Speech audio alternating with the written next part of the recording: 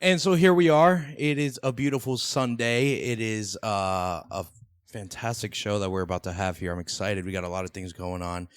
Milk from the Dairyworld. Welcome back to the Middleman Podcast. Thanks the man, the myth, the legend. We've featured your pieces on this show many of times. You know, I've worn at least 3 of your shirts, and now I got a new one, my 4th one here, from the man, the myth, the legend, gifted to me today. So we're just going to stand up, show the people what's going on. Gotta let the people see. Yeah. That's a character that I've been, like, off and on working with for, like, 2 years now. That's how I try to do it. Build a world of characters. You know? Mm-hmm. That's exciting, bro. I thank you for the hoodie here. I'm gonna wear it to work. My boss is gonna go nuts with it. It's a Carhartt. It is a Carhartt. You know, it's fitting for my type of work, my line of work. Sure. But before we get into the podcast here, there was one thing that I wanted to talk to you about because it's come across my board, and I've been on a tear for like the entire week asking a lot of people. I'm like, yo, do you know the Sky King? Like, legit, do you know the Sky King? Do you know the Sky King? Do you know the Sky King, Michael? He does now. Milk, do you know the Sky King? I do now. You do now. You do now. Guys, the Sky King. Who is the Sky King? The Sky King, his name is Richard Russell. Richard Beeble Russell. And the story there is so beautiful, yet tragic, in my opinion. And for the people who don't know about the Sky King, okay, let's give you a little bit of a backstory about the Sky King. It basically was a man who hijacked a plane, but he worked for the airline. Okay, so he worked for the airline. Right. He was a bag handler. Right. Okay. But he didn't fly. No. And so basically he loaded the plane on the runway. It's just him. He got in the plane as it's moving and took off, and now he's in the air. And he's talking to the control crew. Right. And he's like, I think I did something bad here, but you know, we're here, we're just flying the plane. They're like, excuse me, sir, did you just hijack this plane? He's like, yeah. I feel kind of bad about it. That's what he said. Yeah. He's like, I feel kind of bad about it. I got a lot of people who love me, you know, and it's so unique. It's such a crazy story. You know, the public is there. They're watching. They're like, what is this plane doing in this area at this time and flying so low? And the whole time you hear the comm between the control tower and the pilot. Right. And I think that's monumental because you get to hear the bit of sanity that he had, but he was also broken, bro. Extremely broken. My one friend said it the best. He's like, good soul, broken man. Yeah. And I was like, damn. Yeah. I was like, that's some real shit right there. And so he goes on to fly over some beautiful sights that he's never seen. He's talking to the chief, really just feeling free and enjoying life at that moment. But he's asking the chief, can I do a backflip in this thing? Mm-hmm. Like, yeah. Can I do a barrel roll in this? He's like, if you were to do a barrel roll, how would you do it? You know, subtly asking for instructions there. And basically, long story short, the man completes the barrel roll with approximately 10 feet across the water. And what's mind blowing about this is like, I remember him saying, he's like, yeah, I'm going to do this barrel roll and then, you know, we'll try to land it. And then, you know, immediately after that, he goes, yeah, I'm going to do a barrel roll and then just go nose down. So it's I think almost like even before he kind of like, in a way, admitted to making the ultimate decision, you know? I think it was always like in the back of his head. Even when he was saying like, how do I do this and how do I do that? It's like, to put it in a different way, it's like he had the fuck-its, you know what I mean? Like he was, he already hit that threshold of like, there's no going back, I think. Like by the time he hopped in the plane. It's disheartening. It really is. It's like... And it's like you saw him trying to almost like fool himself and be like, you know, you saw him come from, oh, I'm taking a plane for a joyride, probably did the bad thing. Towards the end of it, he's like, no, there's like no after this. There's no after this, bro. Because once he completed that barrel roll, he was like, I thought that was going to be it, man. I'm not going to lie. Like, know, like... It's almost like, yeah. I've been there, bro. I've been there. You know, I've been in that moment where it's like, you're so down and out and you're just like, you laugh about it, but you know it's no joke. Well, I talk about this a little bit, but like with people that experience trauma, and like that's a scale that's different for everybody, you know, like somebody's cat dying could be the worst thing they've ever experienced. Somebody could have watched their family get killed. Both of those things, you can't put them on the scale. They're both the worst thing each person has ever experienced. You know what I mean? So it's like that shit comes out in so many different ways and is dealt with in so many different ways. And I think that's like a central theme with a lot of things, like coping and like not even realizing you're coping, or next thing you know, you just made a crazy decision that there's no going back from. It's unbelievable, bro, because just to add to that, bro, like you think you've ever been there, you know, where it's like you're laughing about it, but you're extremely broken down, you know, and it's like, wow, like this is my life. And good soul, broken man. He ended up flying a plane and, you know, he just crashed it in a site where no one was near to make sure that he only took himself out. And from the research I did, it sounded like he was a good man and had a good life. But what basically ultimately broke him down was just minimum wage and, you know, struggling with the daily struggles. Yeah, the daily struggles of life. And he just, but the main point is that he was so free at that moment, and it's disheartening to see that he was that free moments before his death. Because it's like, damn, like you could have had this life, you could have lived this life. It's almost like he threw away the risk of his life changing around for that one moment. Exactly, bro. Yeah. And that's a little bit of back knowledge about the Sky King here. Yeah. About the Sky King But to also, what I wanted to say, speaking on the trauma piece a little bit, was like people that, like you said, you've experienced your own bit of stuff, of things along those lines, and like the more we experience those things, or like if we, God forbid, have to experience traumatizing things or whatever, like the more morbid and like weird your sense of humor and your perspective gets. Like I can joke about some stuff that I've experienced, but if people didn't know that I experienced it, they would be appalled that I just joked about it. But like that's how you cope to a certain degree too, you know? No, I agree with you completely. So that's kind of like him coping, making that decision. Like his version of coping was to not cope almost. Way to be, bro. Way to add that, bro. I definitely see what you're saying there, man, because it's important, guys. It is important. Check in on your health, check in on your friends.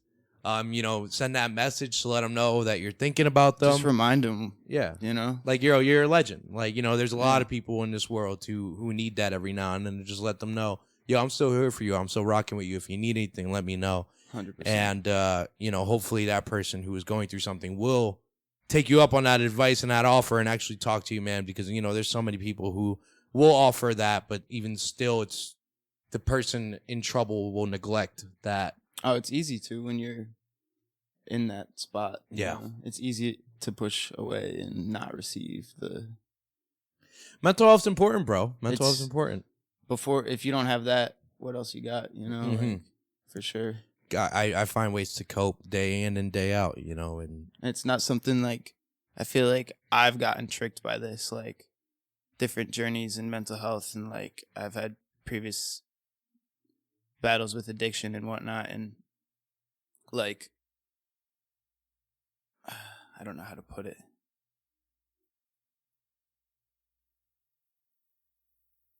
It's hard to put into words. Yeah, it is. It's like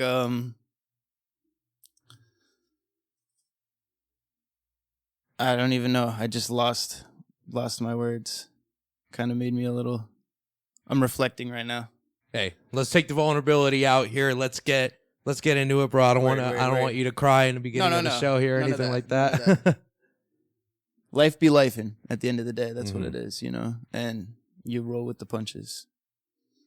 Exactly, guys. And with that being said, welcome to episode 122 of the Middleman Podcast, featuring the man, the myth, the legend from Dairyworld, Milk. Bro, welcome to the show once again. Episode 40 was your first go-around at the Sanctuary Studios.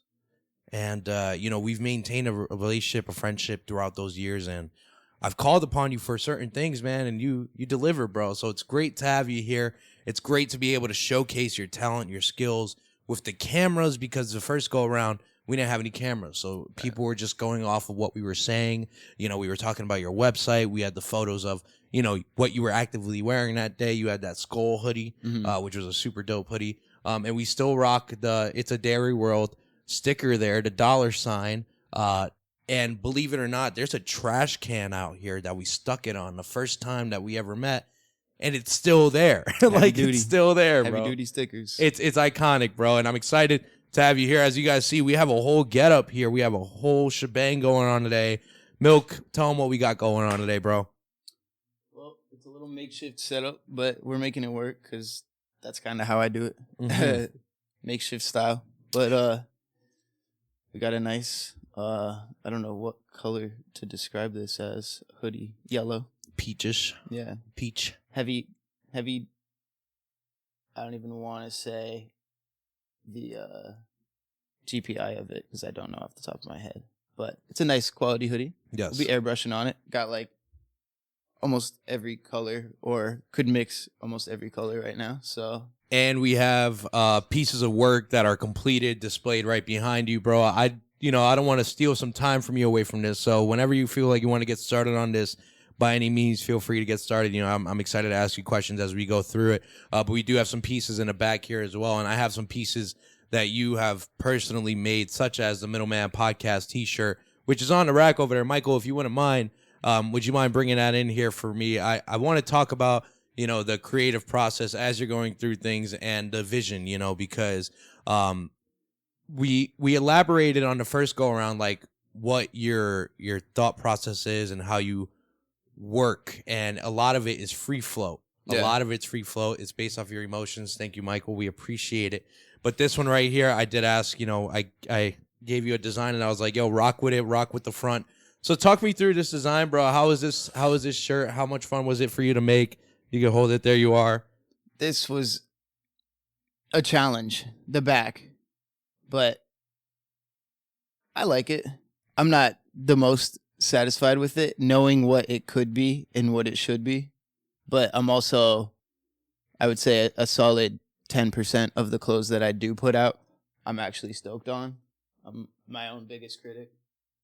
I can only imagine, bro. I was super grateful to have this shirt. Every time I make something, I'm like, oh, well, it could have been, you know, and it could have.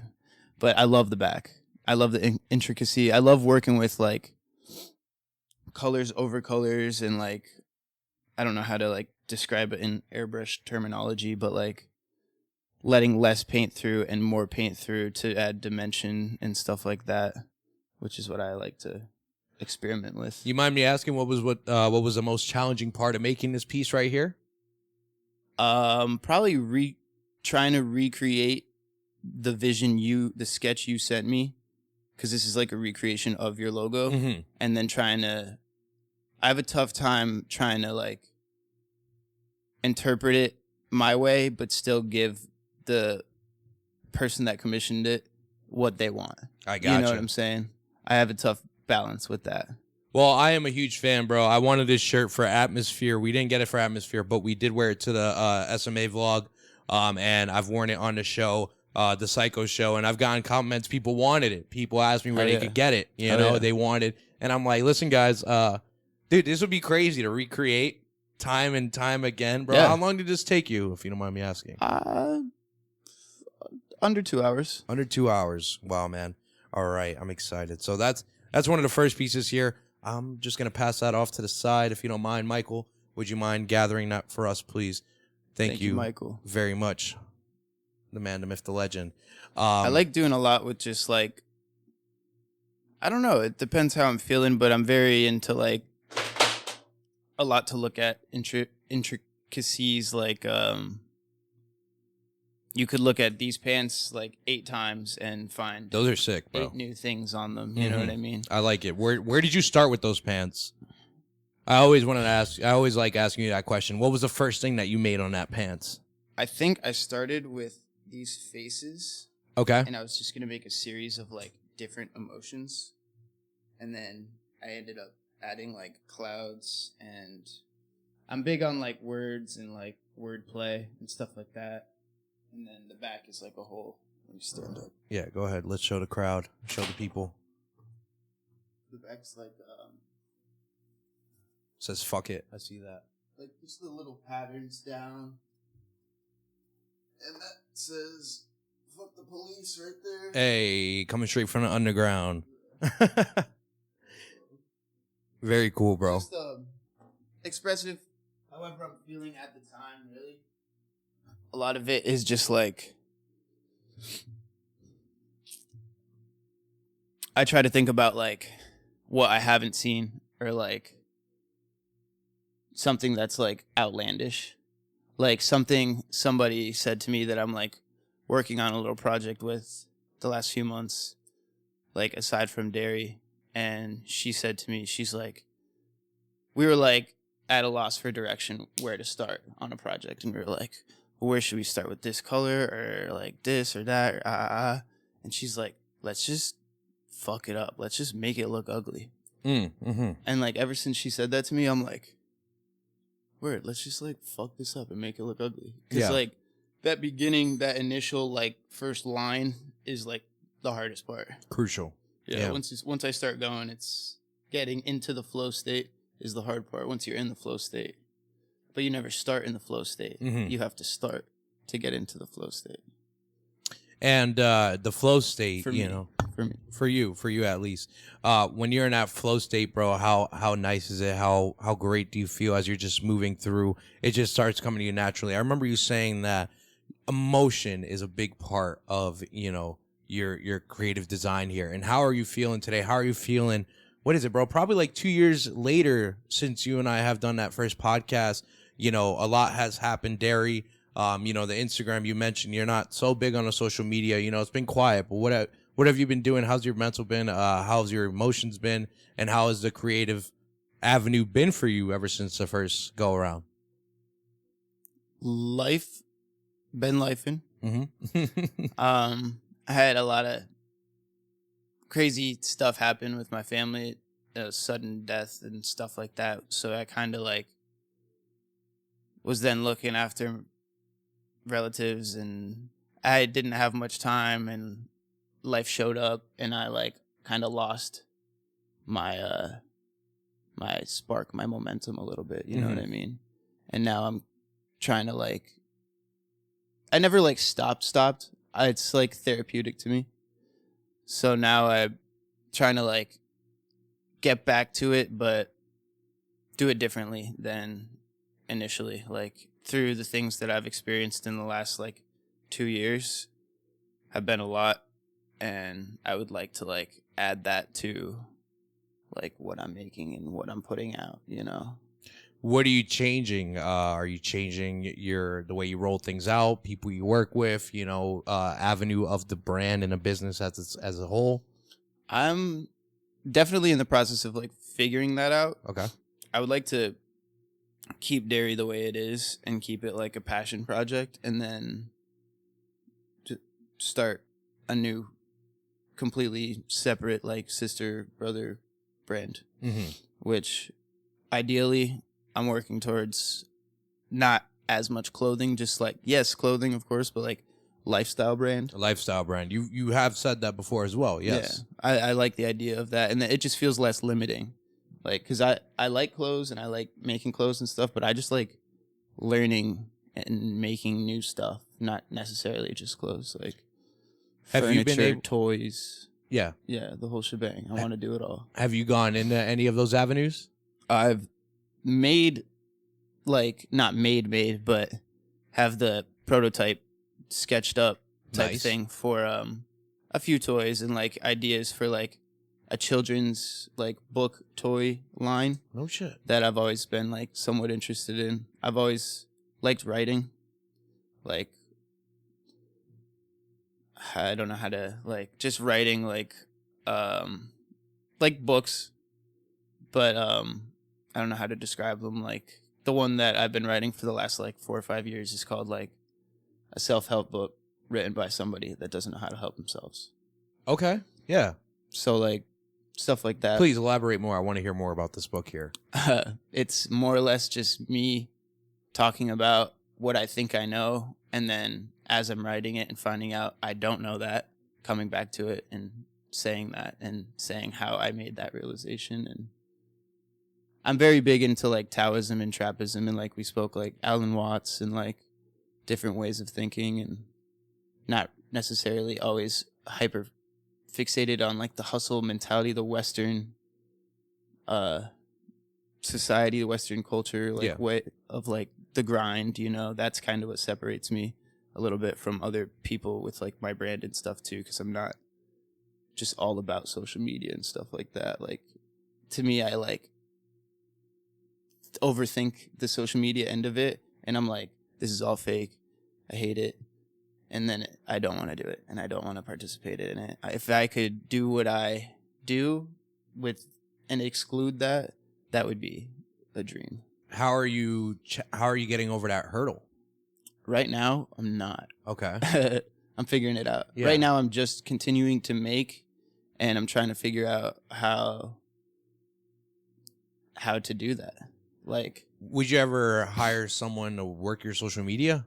I've 2 or 3 times now, I've been like back and forth with it, and like, if I am going to have a social media, I obviously need to, you know, and I want it to be like curated a specific way to carry the aesthetic that I want it to carry. Well, let's eliminate the social media aspect out of just eliminate that, right? Because you can still make a name for yourself without the use of social media, right? Mm-hmm. You got to put your boots on the ground. You need to go out and about. Have you been doing anything like that? Going to stores, showcasing your skills, showcasing your clothing here?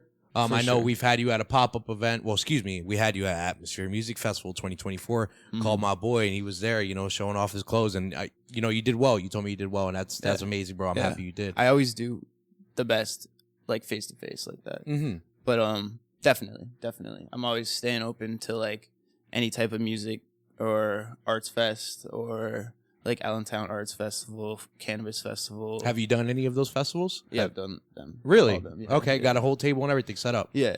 No shit. All right, that's good, bro. That's the way. Yeah, trying to just, like, not remain completely, like, standstill, you know, as far as, because people base a lot of what the whole brand is and the quality of it and everything just off of, like, an Instagram post, you know? So that is my, like, I fucking hate that. Hey, you got to do it, bro. Someone's got to do it. You know, I think I was telling you, I was like, I got to get a TikTok. Now I'm on TikTok. I'm using it, bro. But you have to be, like, don't be a part of it, bro. Just post and ghost. Post and ghost, bro. I do it all the time. Post and ghost. I can't stand TikTok. I post and ghost, bro. I'm out. Yeah. I'm out immediately, bro. Just do it. You got to do it, bro. No, I know. Bring whatever it's my biggest hurdle right now, for sure. Let's look at this shirt here, bro. I want to see you get a little fancy with it. And I was thinking about ideas, and I'm like, there's a lot of bricks here, and I was like, that'd be kind of unique if you could do something like that. But also, want to see what style you're thinking about creating. Tell me about your setup, bro. We got the airbrush here. I see you got a toothbrush, a few wire brushes, and paint brushes as well. What is your primary tool that you use here? The gun. So we're loading. Oh, should I? We're loading. There's already water in here. Mm-hmm. And then you're supposed to, like, measure it out. So it's, like, correct portions depending on the viscosity and how much airflow you're letting through. But I've been doing it for a little, so I just tie it out. Stir up. How many years have you been doing this now? About 2 to 3. Dairy or this? The airbrush. The airbrush. The airbrush? Mm-hmm. That hoodie I wore on the first interview. Yeah. That was one of the first hoodies I ever made. Okay. So definitely 2 years ago. Years, yeah. Mike, can you go back over and go to channel 2, raise the gain on it a little bit? Because if he's going to be a little bit away from the microphone, I want you to raise the gain so we could get him picked up while he's over here. The biggest hurdle with this too is, like, gets clogged all the time. Mm-hmm. So you're always, like, maintaining it, breaking it down, cleaning it. Because any little, like, hair interruption in there changes, like, the line mark. Gotcha. I'm excited, bro. This is great. I love seeing when art actually does come together on the show, because we've had Eric Boussart here doing the brick, and now we have the man Dairy Mr. Milk here, getting ready to do something. And just free float, bro. Just free float. It's going to be hard for you to talk while we're doing this, but we're going to do our best here. Pull it all the way over, bro. All the way over as much as you can. Even if you got to, and then pull it towards you. Perfect. Yep. That's money right there. That's money. All right. The first line, right? That's the most important. It is, but it isn't, you know? Because you can make, you know? I'm excited to see.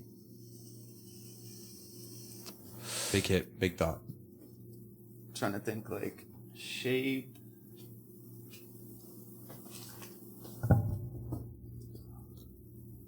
This is a makeshift studio, the Middleman Podcast here. We're getting it done. Live work here from Milk, the legend. And this setup here, approximately how much did it cost you? Definitely not too crazy. I would say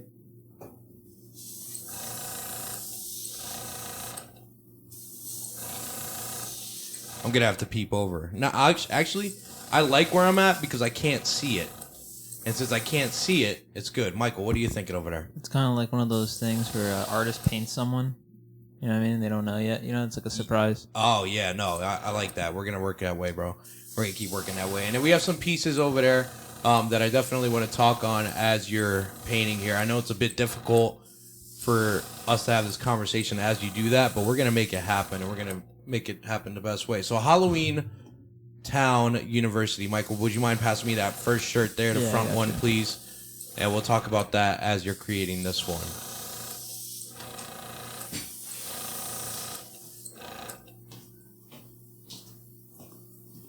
What's the technique here? What are some things that you learned along the way? What's that? What are some of the technique here? What are some of the things that you learned along the way? What's important to you? Just like crispy line work, I guess. Everything I didn't learn from anybody. Just everything's trial and error. Love that. And this guy right here, this is a character that you make often. Who is this character? What does he mean to you? He doesn't really have a name. I've called him Gunner before. Gunner. Okay, Gunner here. Halloween Town. And this is one of your personal favorites here? I like that one a lot, yeah. Why is that? Is it the colors? I just like the demeanor of him. I like the character. The colors are just... The demeanor, the color, or excuse me, the demeanor, the character, the fact that it says Halloween University, it sounds scary, and it's pretty dope, bro. Gunner here, I'd be afraid of him. I'd be running away if I were being honest right here. I like this one. This is a piece, and all these pieces are available. Where could these people try to purchase a piece if they were to want one? Through the website, hit you up, text message. What's the best way? Instagram, if you want like a one-of-one commission piece or anything like that, or the website. But stuff goes quick on the website. I don't doubt it. Here you go, Michael. Thank you very much. Would you mind passing me the Facing Realities sweatshirt, please? The blue one? Yes, the blue hoodie. The one that you're getting for Christmas this year. The one all the way in the end there. Yes, sir. I like that. That's solid. That's a really solid shirt. The text on this one's pretty dope. The front text. Facing Reality. Facing Reality. You know what's very interesting about Facing Reality is the first time we did our podcast, you were telling me about Facing Reality, and you were extremely excited to drop it. And this is the backside. The backside is sick, unbelievable. It's a mixture of screen printing, and you dyed the hoodie yourself. Correct. You dyed the hoodie yourself. This, honestly, bro, the way that this dye came out, the way that this job came out, it looks like you bought the hoodie this color, and it is phenomenal work. So tie-dye is definitely one of those things that you are extremely skillful at, and it's through and through, solid piece, solid all the way through. What is Facing Reality? Was this a collab piece with anyone, or was this a solo work? That was solo. Well, me and my buddy Keith. Keith, okay. Yep. I know Keith. I've heard of Keith. Keith is a man. You guys are still working together to this day. The backside here, Facing Reality. What was the meaning of this collection here, the drop? And talk to me more about it, because it was just one of those things that you were gonna drop and you did, but it just took me a sec. Mm-hmm. Yeah. Well, the back graphic Here you go. is like us, a girl, but resembling like us, staring into like the face of her demons or like her issues. Like essentially, like if you've ever heard the term like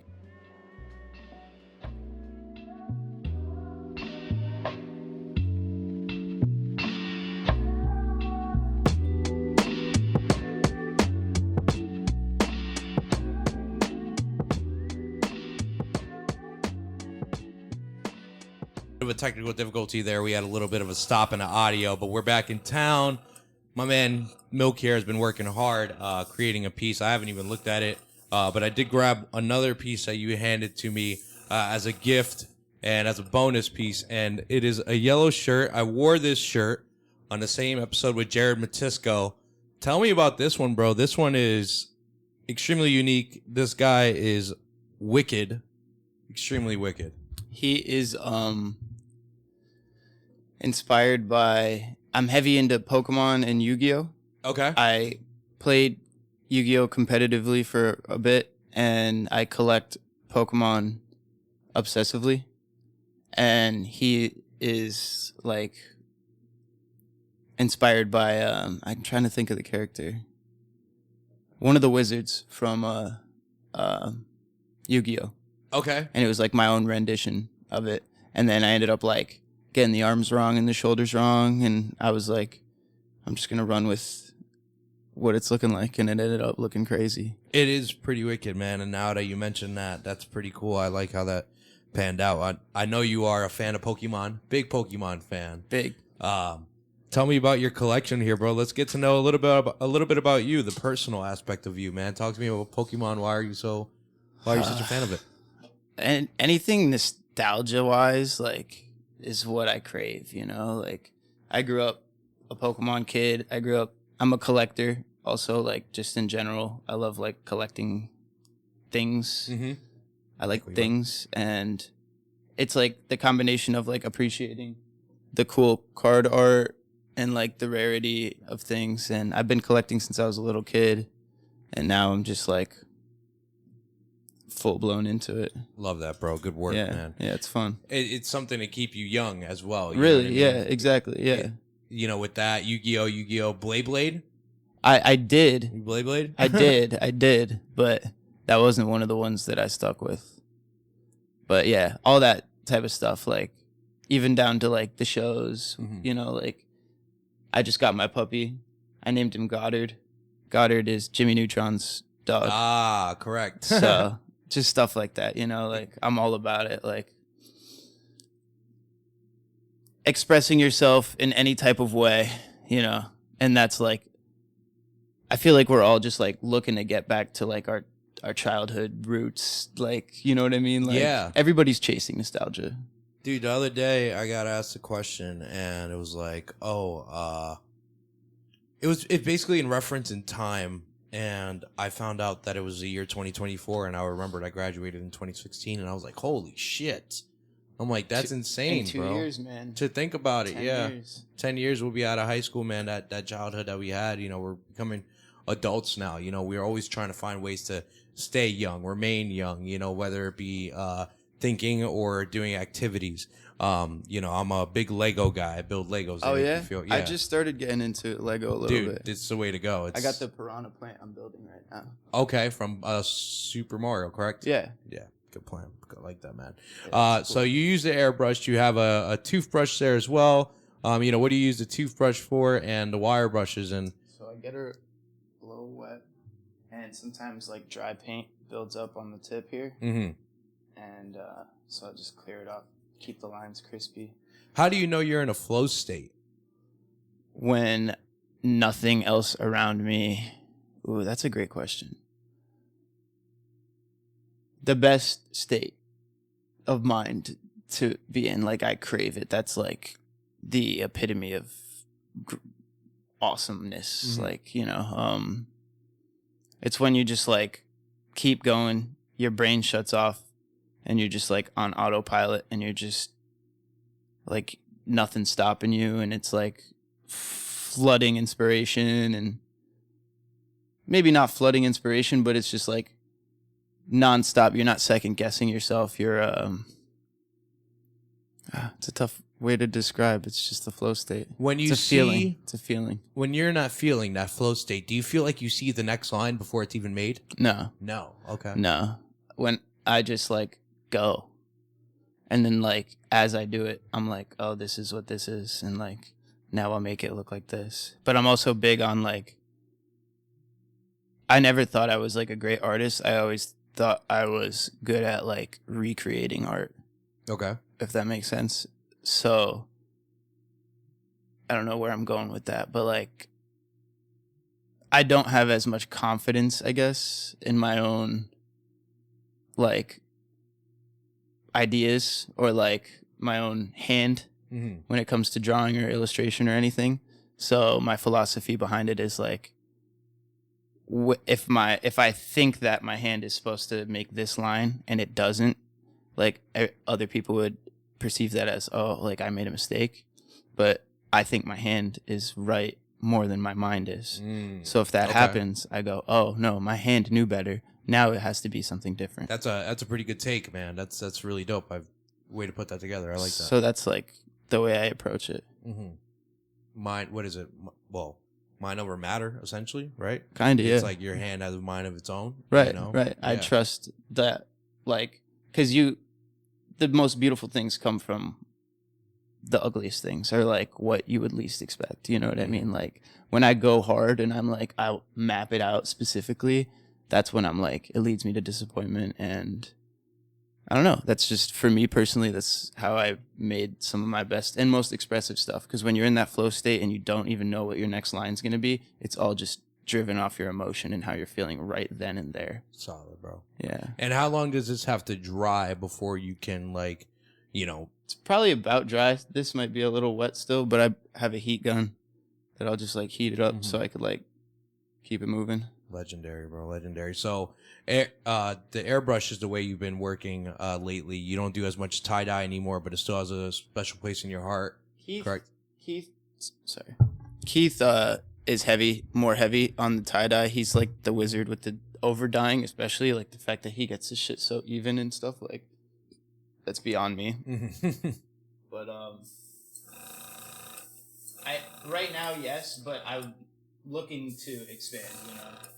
Like I said, I would really like to do more with pants, not just like painting on pants, but like making the pants like from scratch structurally. Well, you had where's that piece that you had, that experimental piece? Is it in a which bucket one here? The one with the denim sewed onto the shirt. Is it on a rack, Michael? I believe the it's experimental piece on the rack. The light blue one. Let's see that one, please, because that one is extremely unique. You know, you hand sewed that on there yourself. Yeah. And I had a ton of those that I got rid of at Atmosphere. Oh, really? Yeah. No way. Yeah, I did. Yes. Yep. I did one with all Levi denim back pockets in different colors and sizes all over a hoodie, so you could just have like. Where'd you adopt this style or thought from? Did you see it anywhere, or did you just decide to try it yourself? Just like being experimental and, like I said, like trying to do stuff that I feel like this is sick. Is almost like considered wrong. Okay. You know what I mean? Yeah. And like also like I'm heavily inspired by like Virgil Abloh from Off-White, and he was super big into like utilitarian style fashion. Like a lot of his stuff was like, well, a lot of fashion in general is inspired by like army gear and like things of that nature, just because it's like there's so many pockets, there's so many things you can do with it. Like it's not just like a single purpose, it's a multi-purpose article of clothing, you know, which I like that aspect of it too. So that was like me experimenting with that, and like different mediums sewing as well. So when people like, you know, you mentioned about confidence, right?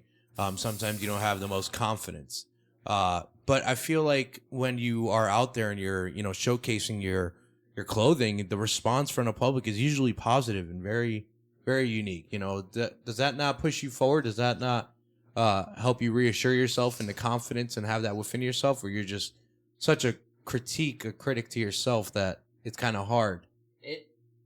It's both. It is hard because I'm like hard on myself, and like I'm big on quotes. Theodore Roosevelt has a really famous quote: "Comparison is the thief of joy." Mm-hmm, mm-hmm. So it's hard for me to escape that comparison sometimes. But what was your original question? I was focused on this eye. No, you're good, bro.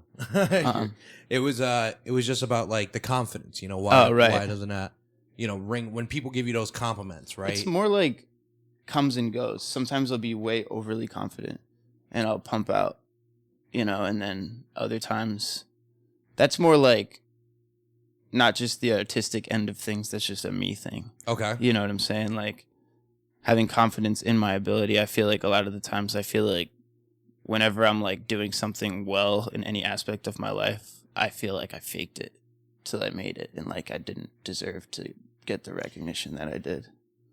What is that called? There's got to be a term. Imposter syndrome. Yeah. Okay. All right. And you know what, man? I feel like from our first go around to now, that is something that you've mentioned, and it seems like it's something that you still deal with on a day-to-day, and maybe that's just who you are as a person, and you'll overcome that thought. This is so cool because I don't even see it.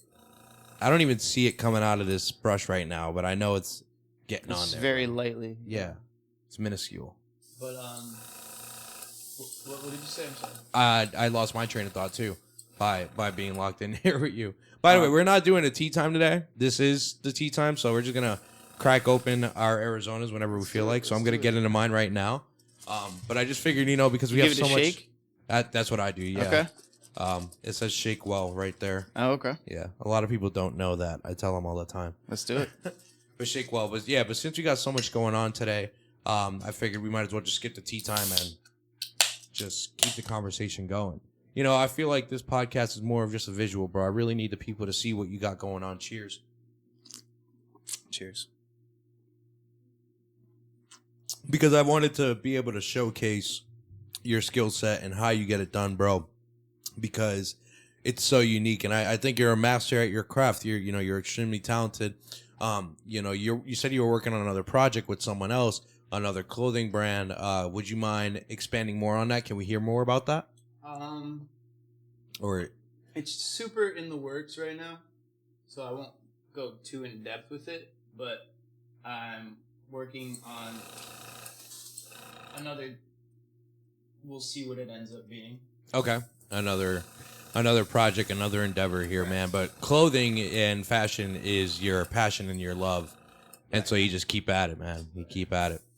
But it's more or less I want to keep dairy as what it is, have the expectations the same, and then experiment even further with stuff that like won't negatively affect dairy if I were to make a bold experimental play or something like that. Do you still plan on trying to get into skate shops within your area? You had mentioned that the first go around when we were talking. Yeah, definitely. I'm not super active on it just because I get like a little hesitant with the fact that everything is one of one. Okay. And then it's like sitting in the store. So then if I have, do I take that inventory off of my website, or, my inventory is a little different rather than people that have bulk produced. Do you have any shows that you are going to be doing anytime soon? Any pop-up events you're going to be doing anytime soon?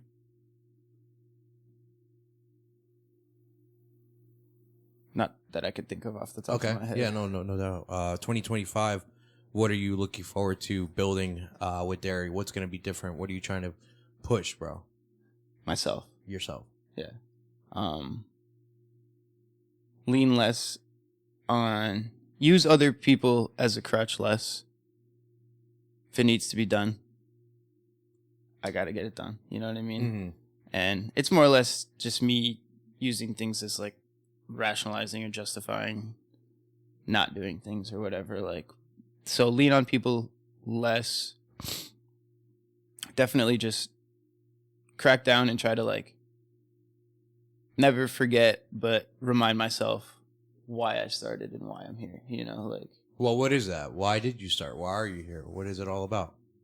Well, honestly, why I started it was I moved to the Poconos, and all my buddies from back here, we were like going our separate ways type of thing, and I was like, I can't have that. And we grew up doing graffiti, skateboarding, drawing on clothes since I can remember, you know.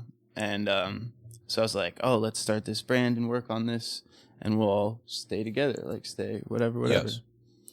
Couple years go by, no bad blood or anything, just falling outs, and now it's just me and my other buddy Keith. So the way it started isn't how it's going, but right, but it's the same gist, like doing what I love with the people I love around me, you know, like with the opportunity to have the people I love around me. There was a question that someone asked me. He said, if you weren't getting paid to do what you love, would you still be doing it?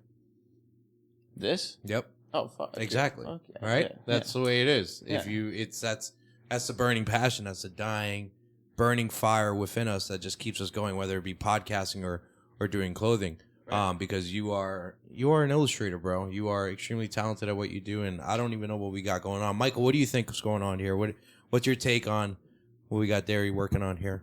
I don't know why, but it's like very vibrant. The colors, like the black really pops out right now. Yeah, I'm wondering if it's gonna like, if it dries, is it gonna kind of like fade? It's dried. It's dried. Yeah. Okay. Is it just because of the color of the sweater? Because some of the other ones, it's kind of like more like a street kind of gritty to it. I'm gonna let you get into that flow state.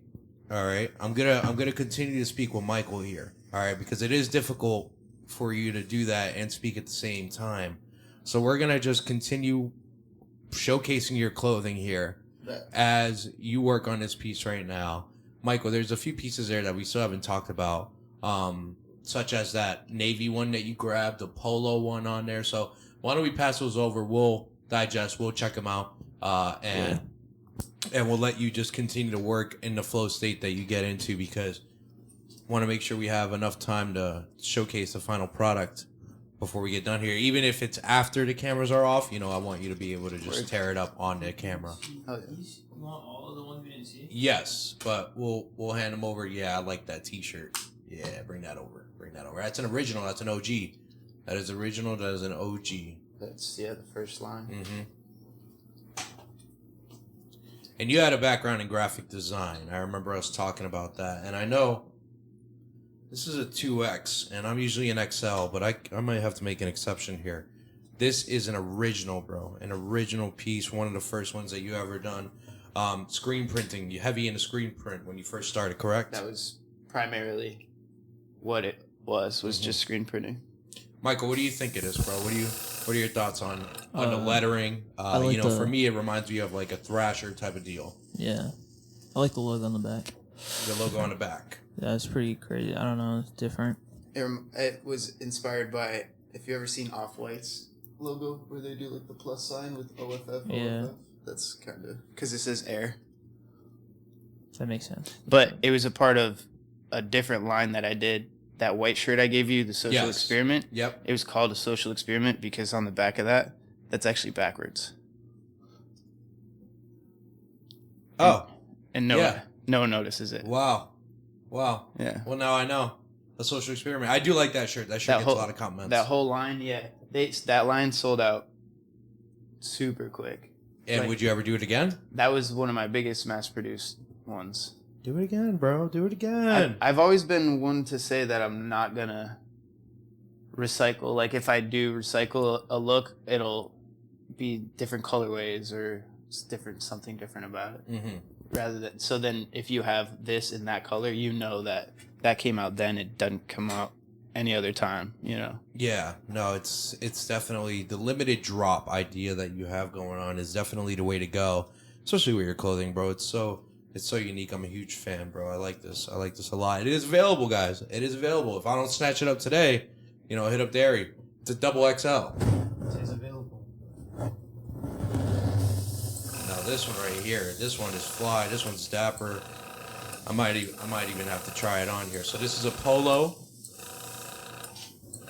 shirt, but the back is where the art shines here. And this is probably in association with my man Gunner, correct? Oops. Yes, I do a lot of the weapons. Yeah, this is slick. This is very slick. Michael? Yeah. I like to, the thing I'm like surprised is like sometimes you just like decorate the back or design the back, and then you're just like the front just stays plain. Yes. That's I like that too. Because it looks like a professional business savvy shirt, right? Yeah. And then you see the back. See the back. And I'm not wearing this to my work meeting. I'll tell you that much. Yeah. I mean, unless you like keep your back to the wall the entire time, but keep a jacket on the back. Nah, this is really nice as well. Really nice as well, man. And this probably, how long did this take you to make? One color isn't as crazy. Probably banged it out pretty. It all depends. If I'm in the right state, I could zip through. How long have you been holding on to this shirt here? It's fairly new. Fairly new. All right. Within the last few weeks. I'm gonna try it on. Try it on. I'm gonna try it on. Do it. Cause I like it. yeah, I like it too. It's pretty dope. And it's polo, right? Mm-hmm. Yeah. And I'm guessing, like you said before, right? You go thrifting, you try to find something. Yeah, it's like 50-50. 50-50. Whether it's like upcycled or like anything that I do more than one of, like the screen printed stuff. Mm-hmm. That's all like brand new Gotcha. pieces. And then the airbrush, it's like 50-50, whether it's upcycled or brand new. Oh yeah. Yeah, that looks tough. I feel great. Dude, I'm gonna cop out. Be copping out here. Michael, what do you think? Yeah, it's a pretty dope shirt. I'm a fan. Great quality because it's polo, as we all know. We should go half on it and then share it. That's what we should do. We could go half on it, then share it. That's funny. My friends, I will tell you, although this isn't a podcast where we usually are, flowing and conversation-wise, there's a lot going on here. So if you made it this far, I thank you for sticking with us, especially through the technical difficulties. And it's a difficult manner to have a conversation when you're in your creative state like that. And that's okay, though. All right, so is someone getting a call? You hear that? Yeah. All right, cool. I don't know where it's Here, at. hold that. Oh, that's my work phone. Yeah, I'm trying my best to be an active participant in conversation. No, you're good, bro. It's difficult. I'm asking you a lot to do. I'm asking you a lot. But here. while I figure out these colors, I'm gonna sit back so we can talk. Well, what do we got going on right now? Could I take a sneak peek? No, Yeah, no, you I haven't can't. looked? I don't want to. Oh, I don't want to. I will let you know that we are about like 15 to 20 minutes to our cap. okay. In the conversation. So even if after the fact we need to show the final product, we definitely can. Michael, now pass me the blue face shirt.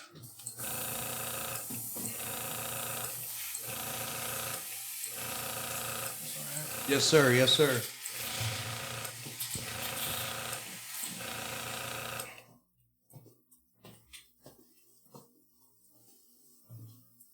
I didn't even notice that. That's what it said in the front.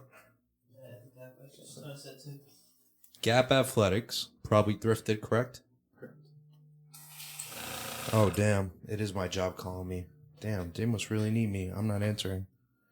There is so much going on in this podcast right now. Like, it's kind of crazy. Like, this is such an unorthodox podcast, but I love it. Not gonna lie, it's probably one of my favorite podcasts. Really? Yeah, because I'm getting like a lot of dope pictures, and then the framing looks really good. Good job, Michael. Yeah. All right, what do we think about this right here? The face. Dude, I like the blending. You know, I like the blending, how you have the solid line and you're able to blend like that. Is that the brush? Do you brush it over like that with the sweep brush? The more I pull back this trigger, Yes. the more air it lets out. So if I go all the way back, it pulls the needle all the way back, lets maximum paint come out. Mm-hmm. So the less I do it, the finer and the further away versus the closer I go to it. Makes it bolder, finer, blurrier. And you learned all this trial and error, bro. Trial and error. 100%. Very solid. Same thing with screen printing. And like the screen printing, I don't buy the screens like pre-burnt and then do it. I like buy the silk screen, make the silk screen, burn with photo emulsion. Like I do from scratch.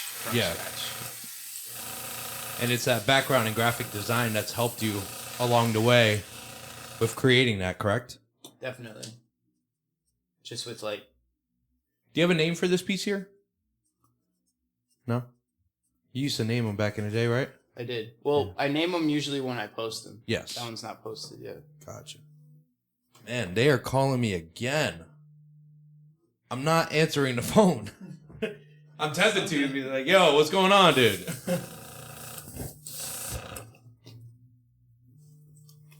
Something must be happening at an Onvo gas station. It must be on fire or something. Mike, do we have anything else over there?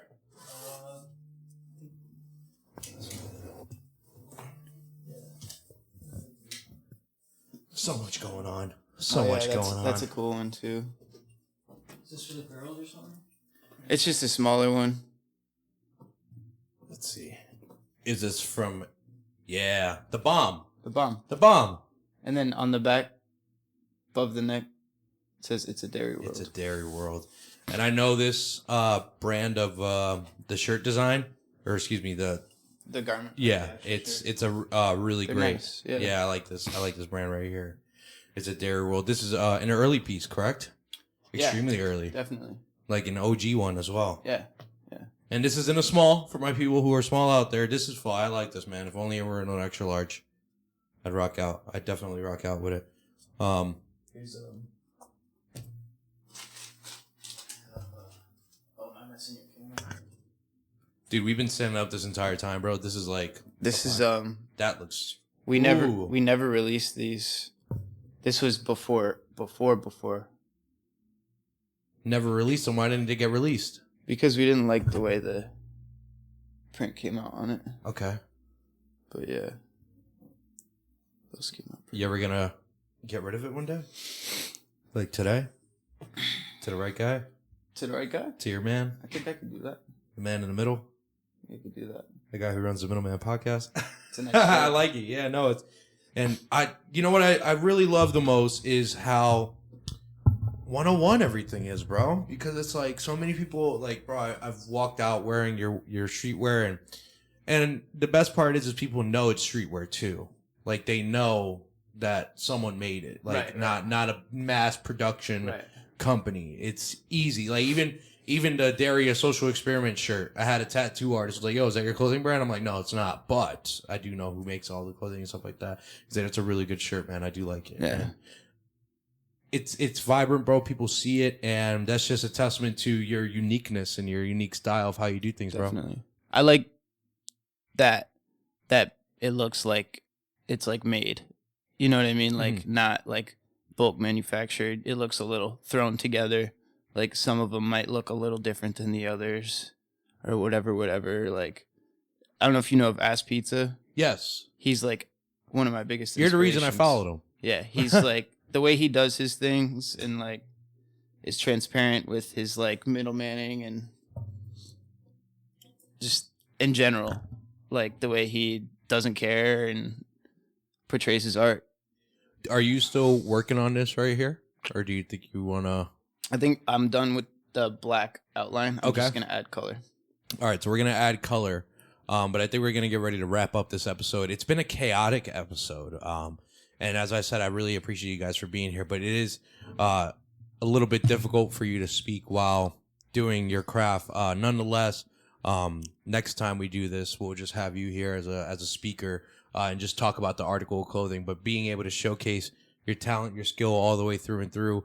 You know, I want you to just keep working at it because I want to show the people what the final product's going to be looking like. But before we get off the air here, I want to apologize to the viewers and just say it's been a crazy episode. I hope you enjoyed what we made happen today. One of a kind episode here. I think it was just so different. Yeah, I think it's good. Baptism by fire, trial and error. I say it all the time. Like, what other podcast have you done where, like, somebody was doing something else besides just conversation? Not many. I've done one with the exotic snake handler, but it's easier for him to like talk about the animals. Yeah. You know, we had the Eric Boussart where we were making the brick.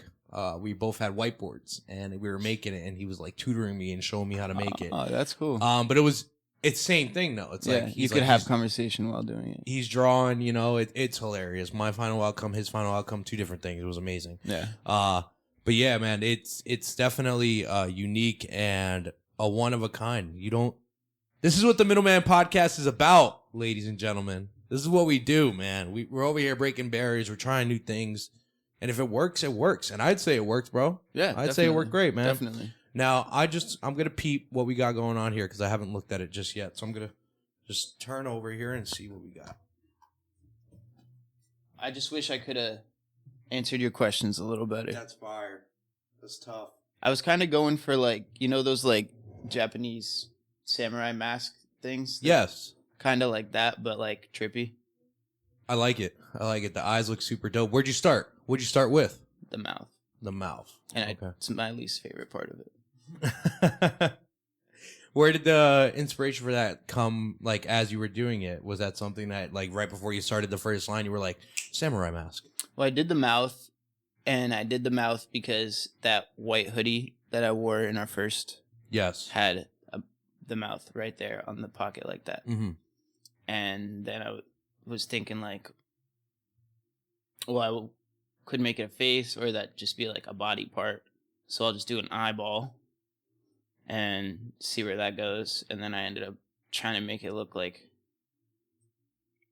it's either crying or gashing, you know, like uncentered. And then I was like, oh, well, I'll make it a face and I'll make this eye like bigger, wonkier, looking in different directions. So it's like a trippy, upset samurai face looking. And then the nose just made it with, I think the nose makes it with as far as the samurai face type stuff. I might outline the face itself like slightly, and then once I add the colors, I don't know if I'll go too crazy with color.